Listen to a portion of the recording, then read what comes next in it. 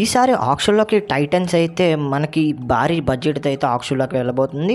And ఇప్పటికి మనకు చూసుకున్నట్లయితే 3,82,00,000 అయితే తెలుగు టైటన్స్ దగ్గర అయితే ఉంది బడ్జెట్ అయితే.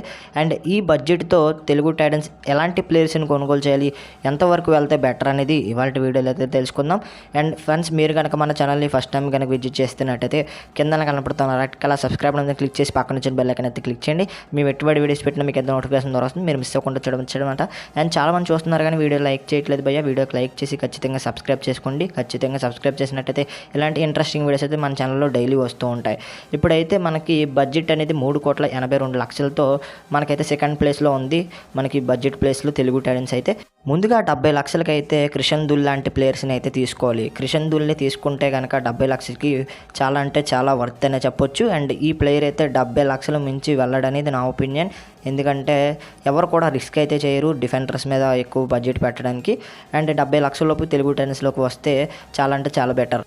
అండ్ 70,00,000 తీసేస్తే కనుక 3,12,00,000 అయితే టైటన్స్ దగ్గర అయితే ఉంటాయి. అండ్ తర్వాత మనకి ఫజల్ అట్రాచెల్లి లాంటి ప్లేయర్స్ అయితే కనిపిస్తున్నారు. అండ్ ఫజల్ అట్రాచెల్లికి అయితే మనకి ఒక 90 lakhs లోపు ఫజల్ అట్రాచెల్లిని తీసుకుందాం అనుకుందాం.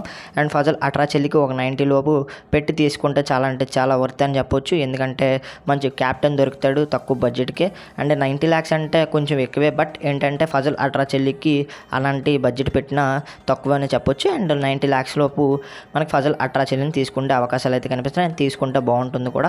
అండ్ ఫజల్ అట్రాచెల్లిని తీసుకున్న తర్వాత మనకి 2,22,00,000 అయితే మిగులుతాయి ఫ్రెండ్స్. అండ్ 2,22,00,000లో మనకైతే సచిన్ లాంటి ప్లేయర్స్ మీద టార్గెట్ అయితే పెట్టాలి మన తెలుగు టైటన్స్ అయితే ప్రజెంట్ ఉన్న సిచ్యువేషన్స్లో.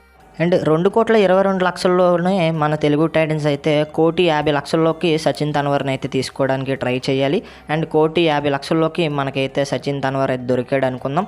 అండ్ 1,50,00,000 తీసేస్తే కనుక మరొకసారి మనకైతే 72,00,000 అయితే తెలుగు టైటన్స్కి అయితే మిగులుతాయి. అండ్ ఇప్పటికే మనకైతే చాలా మంచి క్వాలిటీ ప్లేయర్స్ అయితే టైటన్స్లోకి వచ్చేస్తారు.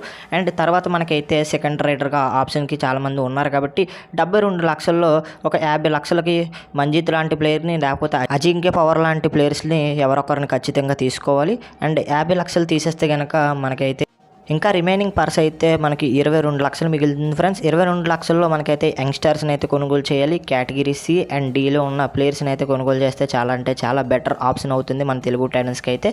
అండ్ సిద్ధార్థ్ లాంటి ప్లేయర్స్ని బేస్ ప్రైజ్కి తీసుకుంటే చాలా అంటే చాలా బెటర్ ఆప్షన్. అండ్ మరి చూడాలి తెలుగు టైటన్స్ ఏ విధంగా స్ట్రాటజీ అనేది ఉపయోగిస్తుంది, ఏ ప్లేయర్ మీద ఎంత బడ్జెట్ పెడుతుందో వేచి చూడాలి గైస్. నా ఒపీనియన్ ప్రకారం ఈ విధంగా తెలుగు టైటన్స్ అయితే టీం బిల్డ్ చేస్తే చాలా అంటే చాలా బెటర్. మీరు మీ ఒపీనియన్ అంటే కింద కామెంట్ సెక్షన్లో తెలపండి. వీడియో నచ్చితే లైక్ చేయండి, షేర్ చేయండి, మన ఛానల్ ఖచ్చితంగా సబ్స్క్రైబ్ చేసి పక్కన వచ్చిన బెల్ ఐకాన్ అయితే క్లిక్ చేయండి. మరొక ఇంట్రెస్టింగ్ వీడియో తర్వాత కలుద్దాం.